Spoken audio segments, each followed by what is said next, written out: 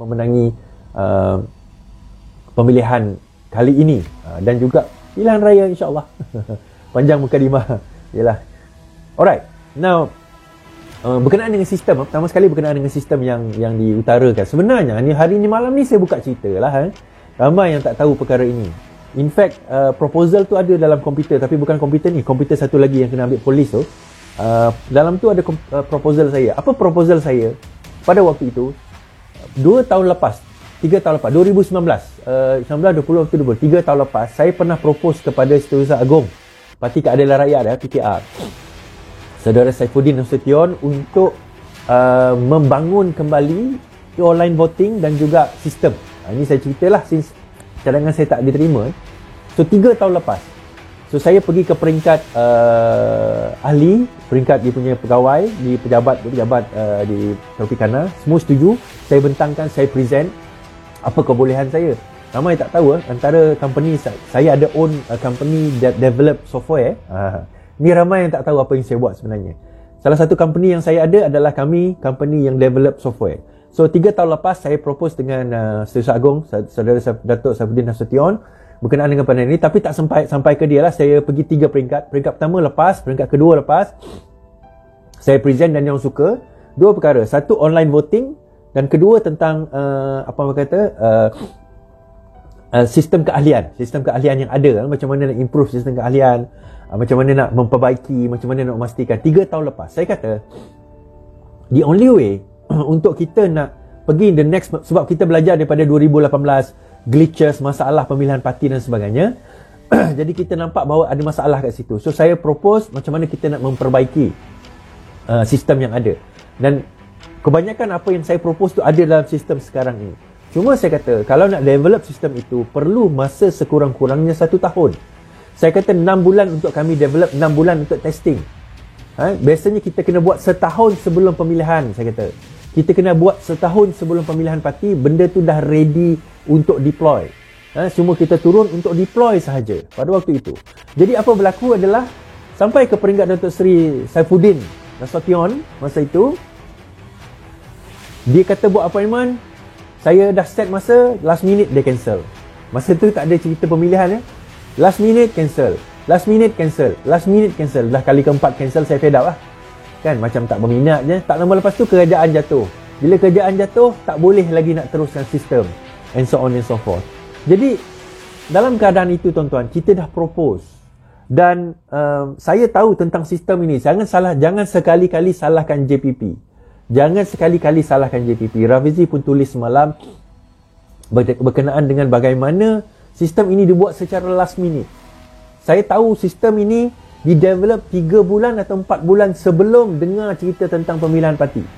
Jadi bayangkan, sistem yang kami guna setahun untuk develop, diorang kena develop dalam masa 4 bulan tuan-tuan. Jadi of course lah glitches akan ada. Dan ini jadi trial. Bukan salah JPP tuan-tuan. Benda ni saya dah propose lama dah. Kita dah bagi awareness lama.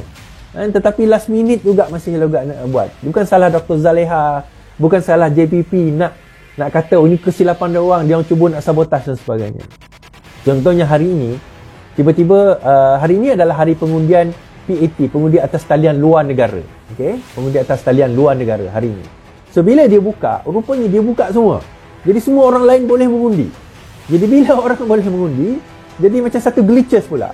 Keluar Dr. Z keluar kenyataan hari ini, tindakan nakal ahli-ahli mengundi. Jadi kita tak boleh kata macam tu Dr. Z, Dr. Zaleha.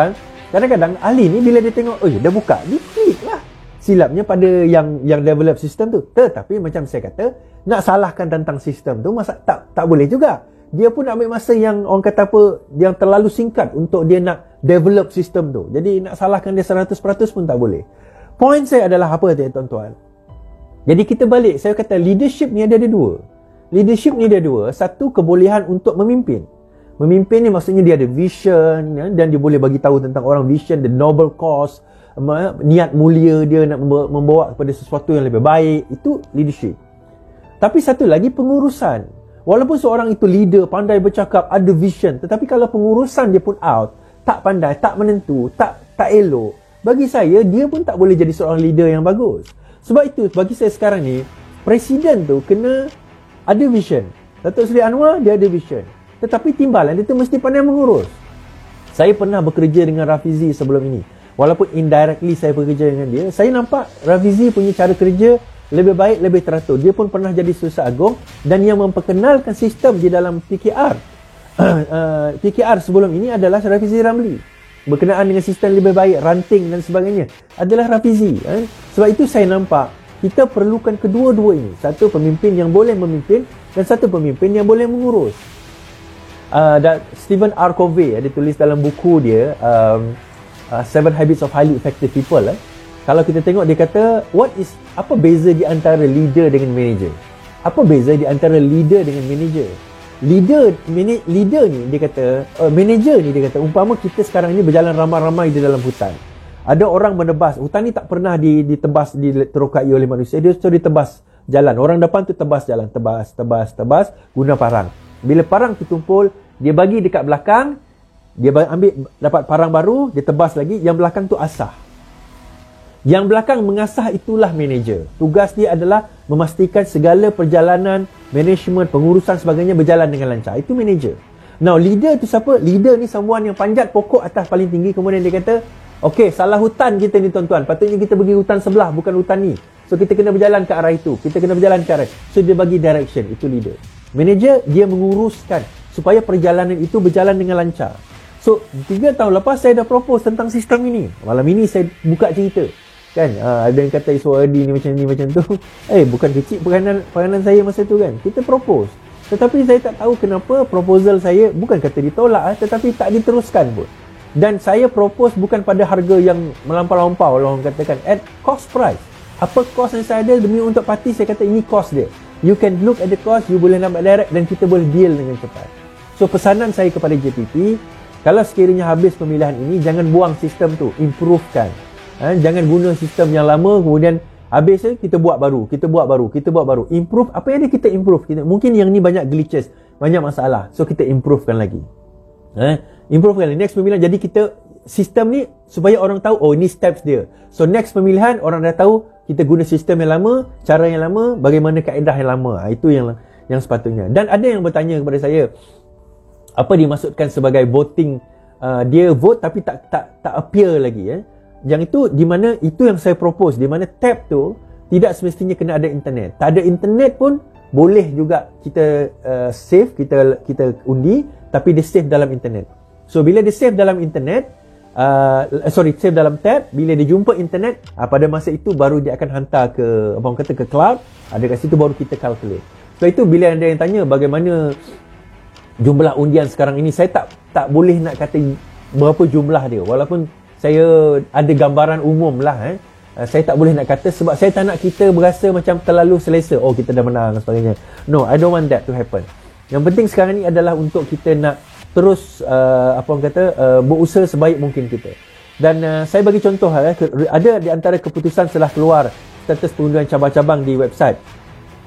Contohnya, dan jumlah yang turun mengundi ni sangat-sangat rendah tuan-tuan. Sangat rendah. Saya bagi contoh di Labis, Johor. Ni banyak yang sudah di Labis, Johor. Jumlah yang turun mengundi secara fizikal 19 orang je.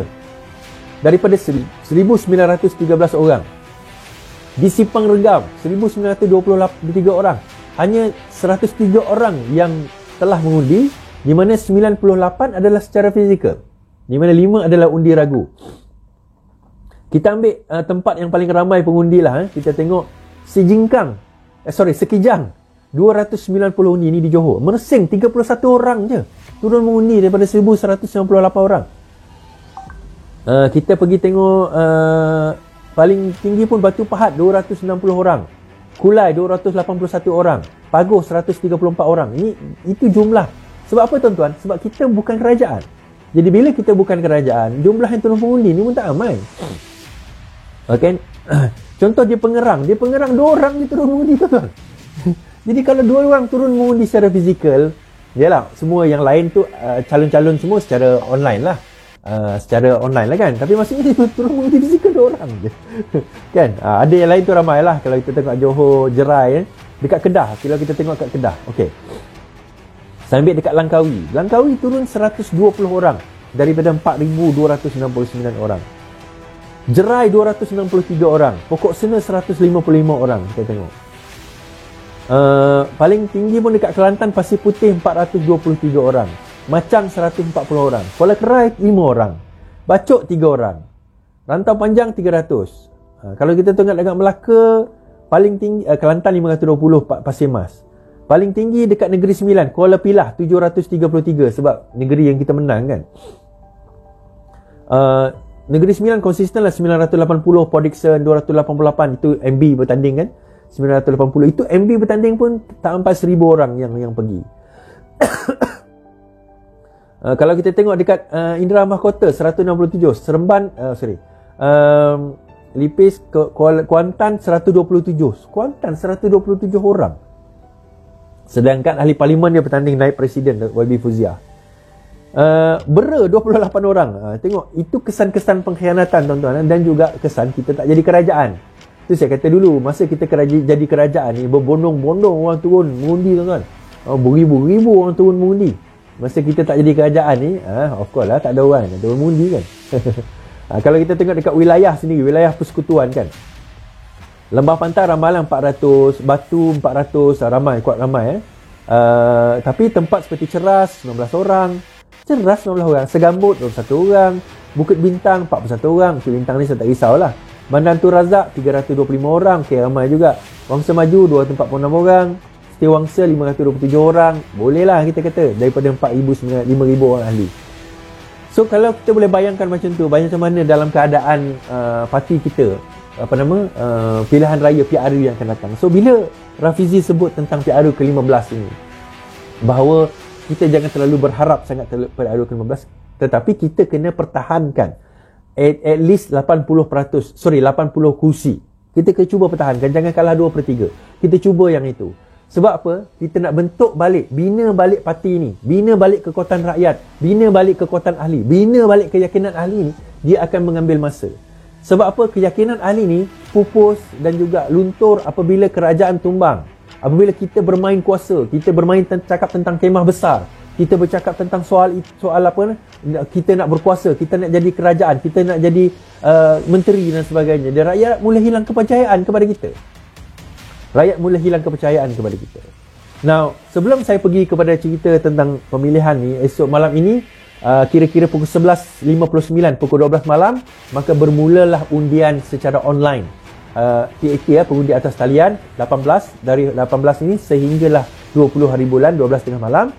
So 3 hari itu adalah pengundian secara online. Jadi tuan-tuan bolehlah menggunakan kesempatan yang ada untuk mengundi di atas talian online.